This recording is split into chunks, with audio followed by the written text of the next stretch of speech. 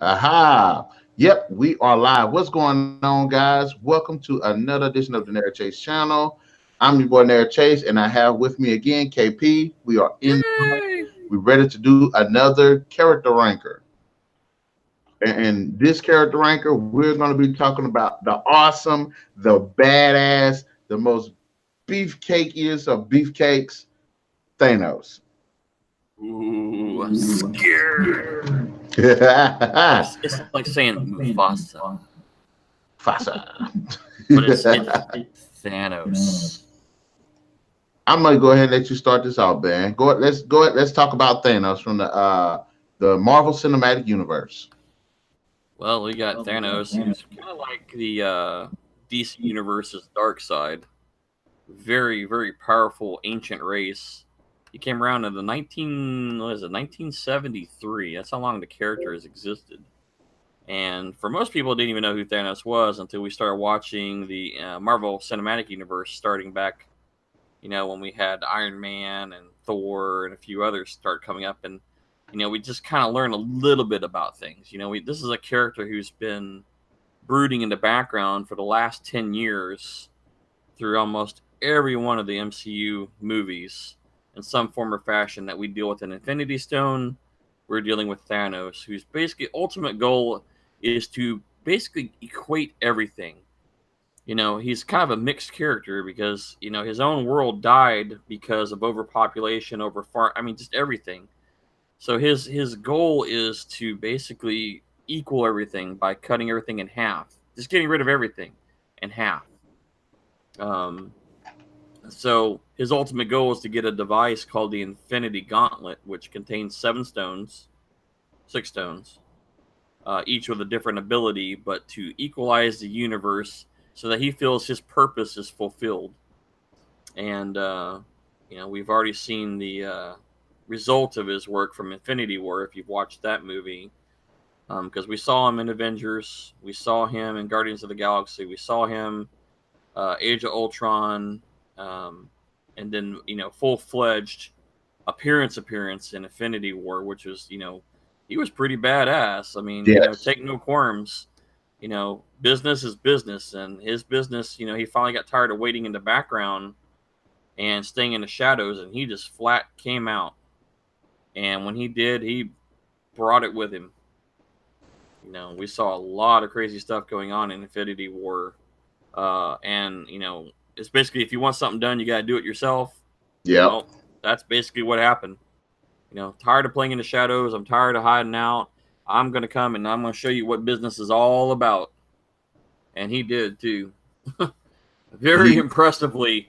yes. Very impressively did. And especially with his ability and knowledge base of the Infinity Gauntlet, which I thought was great, how they implemented the gauntlet and how he was able to utilize things and understand.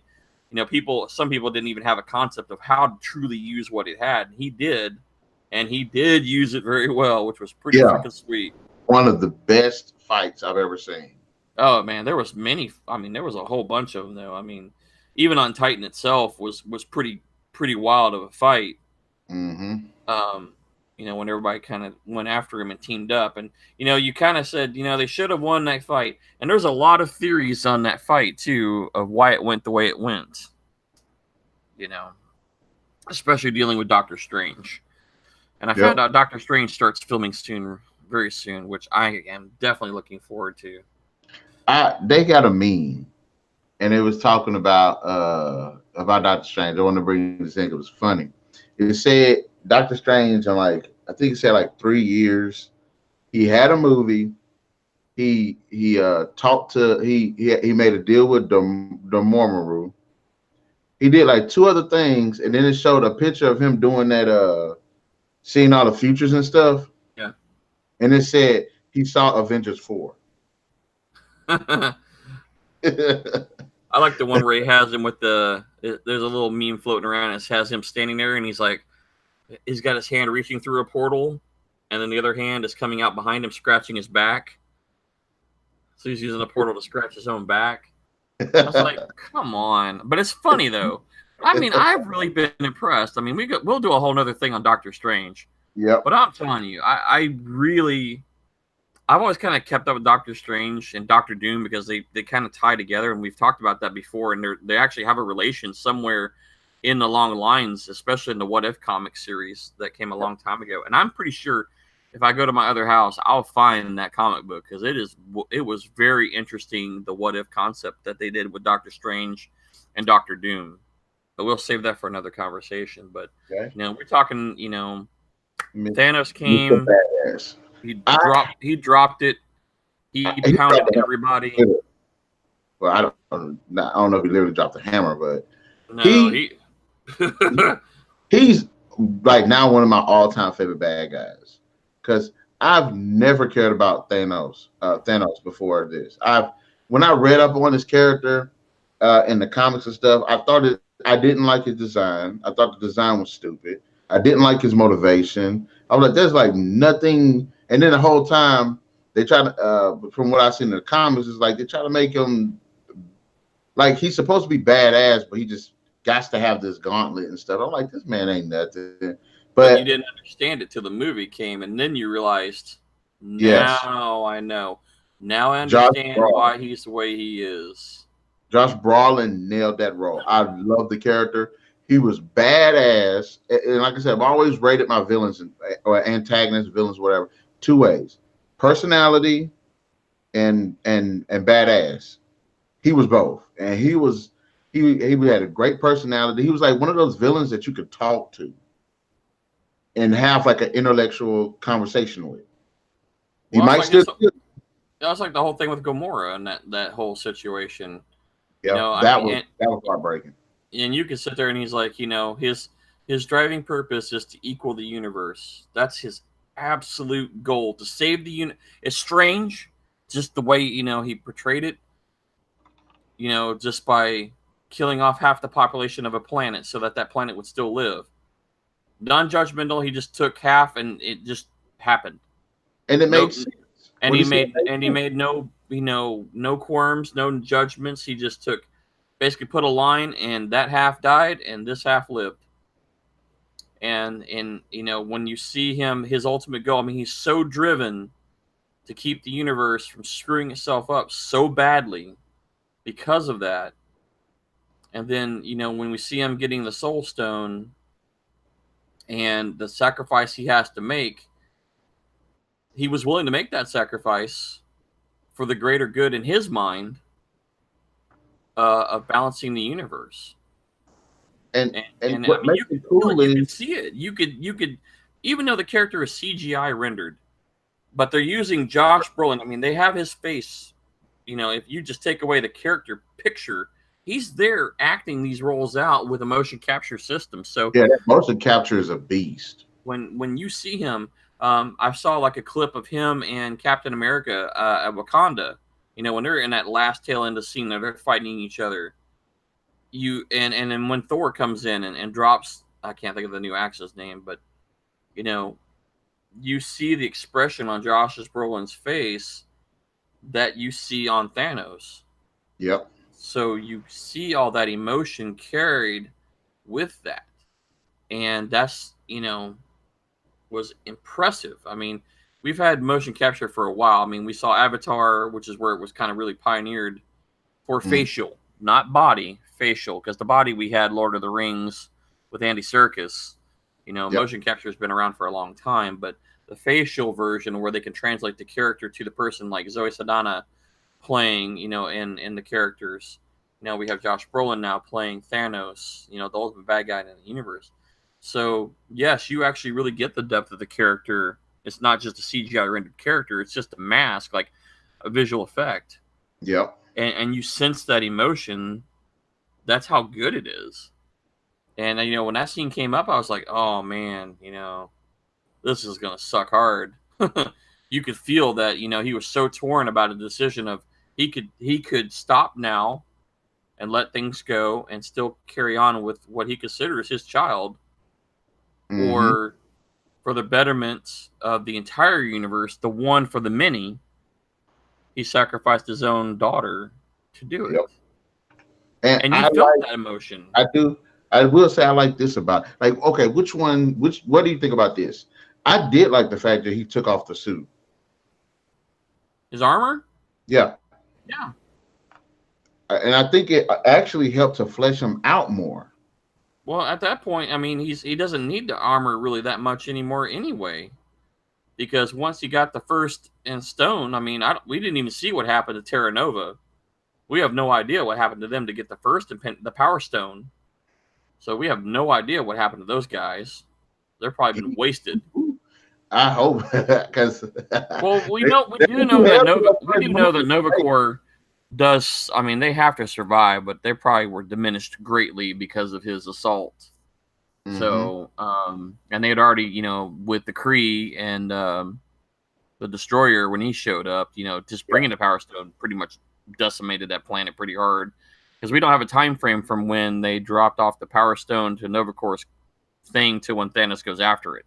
We have no idea because we bounced between a couple different movies already with Thor, the last Thor movie, Guardians of the Galaxy 2, and all that stuff. So there's obviously a point of time here that we missed in the creation of that. So who knows?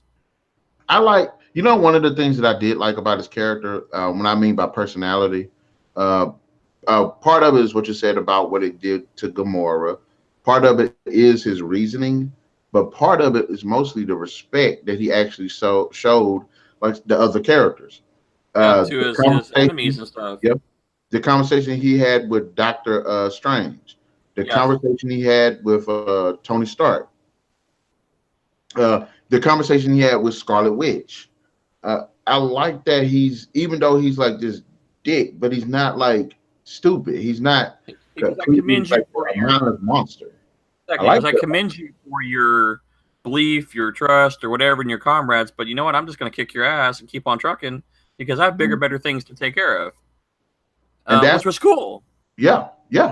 That's what made the conversation between him and Tony Stark, like, even though they're fighting each other to the death, he stabbed Tony. He was like, I hope they remember you. And I will leave half of the humans on Earth. And Yeah. it was like a respect thing. Mm-hmm. Even the conversation with Doctor Strange, or he was like, well, this is how my world was and everything, and this is what I'm doing. Like, This is why I'm doing it. This is exactly why I'm doing it. And I hope you understand it's not personal, but this is my goal.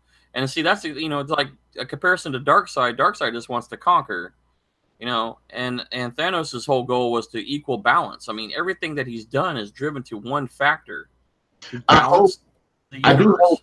if they do continue on with the Justice League sequel, which I hope they do, and they bring out Darkseid, I hope they change him a little bit too, to where, because Thanos in the comics is different from what we've seen on screen. They do Yes. two totally different motivations.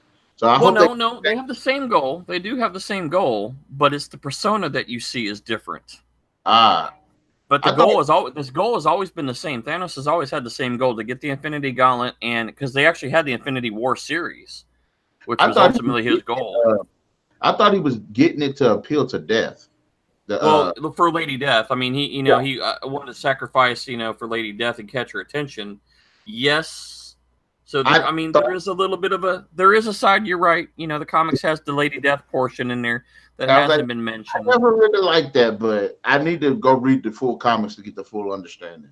Yeah, I mean, the goal. I mean, there's still the same thing. I mean, half the population of the universe pretty much at one shot was to appease her at one point, and in the movie it's more towards balancing the universe so that others may thrive and grow. So there's a little play there, but we'll go with that. We'll go with that.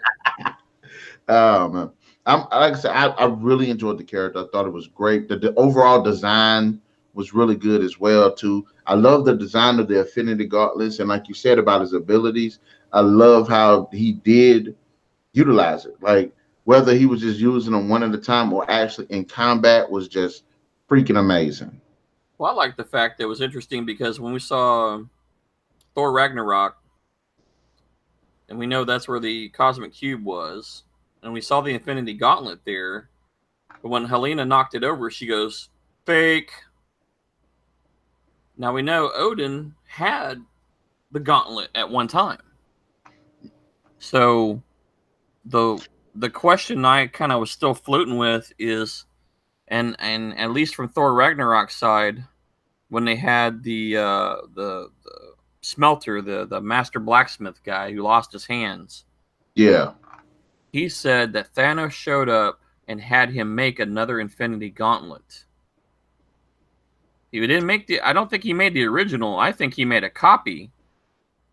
And that's a big question. I never got a real good definitive answer. Or was he referring to that he created the original and it was lost? Or I did thought he about create that. a replica? Because the way it sounded to me is that Thanos couldn't get a hold of the other gauntlet. And so he had him make one. And then pretty much, as punishment, no one else could replicate it. So he cut his hands off and killed everybody else there.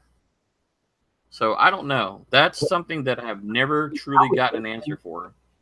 I was thinking about that, but if you remember in one of the movies at the end of the movie, he was like, I don't know which movie it was. He was like, okay, I got to do this myself. He puts the gauntlet on then. Well, you see him putting it on, and that's what I thought he was on Asgard. But then, the question, when you see him, he had to look like you see the Infinity Gauntlet mold sitting there. Did he make a copy? Or did he get or was he referring to a copy from long ago? I mean, I'm a little lost there. I'm not sure exactly what's going on. What's so special about this gauntlet that I know it's able to hold the 6 Infinity Stones. But like, what is it made of? Is it like a one-time deal? Because it's going back to what you were saying. Like Thor's hammer was made from a star, so it's kind of hard to make another hammer like that unless you know how to do a star. But okay, what is this gauntlet made out of to where it can house the Infinity Gauntlets? Exactly. I don't know. The gauntlet did get messed up at the end of the movie. Oh yeah, so it was blasted. Yeah, so he's got to make another one, right? Or does he have more in? Does he have like 2 or 3 in? We will see that in the next Avengers movie. And it has to deal, I'm pretty sure at this point they're dealing with the from Ant-Man. Have you seen Ant-Man and Wasp yet? I still ain't seen it yet. Okay. I'll save it for that. Watch Ant-Man and Wasp. And then at the very end, you will have an idea of where they're going to go with in Avengers 4. So you have to wait for that. And then we can talk about that, because it'll make sense at that point. Because if I try to explain it to you now, you won't understand. You'll be like, huh? What? But watch that one, and then we'll come back to it. And then you'll understand. I would say this. Thanos is one of those villains that is one of those characters that a movie takes a long time to reveal him. And then when you get the reveal, you're satisfied. I was freaking impressed. I thought it was going to be like, oh man, this is what we get. No, like Ronan the Accuser. We didn't get that. We got Heath Ledger's Joker. He came in and just pounded the crap. Everybody. So in closing, Thanos is just an awesome character. Ken, how would you rank Thanos? I like Thanos. He's a 5 out of 5 for me. 5 out of 5 for me too. That is, he's a 5 out of 5. First one I think we got so far. he's definitely just, the bringing the character to life. I mean,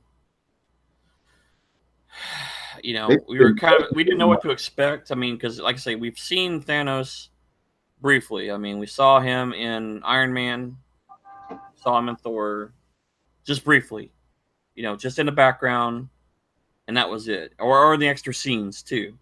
Mm-hmm. So, when he finally stepped into play, basically we knew he showed up at Thor Ragnarok at the end, and literally Avengers Infinity War carried on right at that moment, just a few moments after that. And he was all about business, man. There was just no ands, ifs, or buts. Yep. So, that brought a whole lot of awesomeness to the character, and especially when he pounded the crap out of the freaking Hulk. I mean, one of the more powerful characters in the Marvel universe, and he was dancing him around like a toy. Yeah. Straight up brutal. Yeah, I mean, that's why the Hulk don't want to come back, because he already got his ass beat by the Thanos taunting around.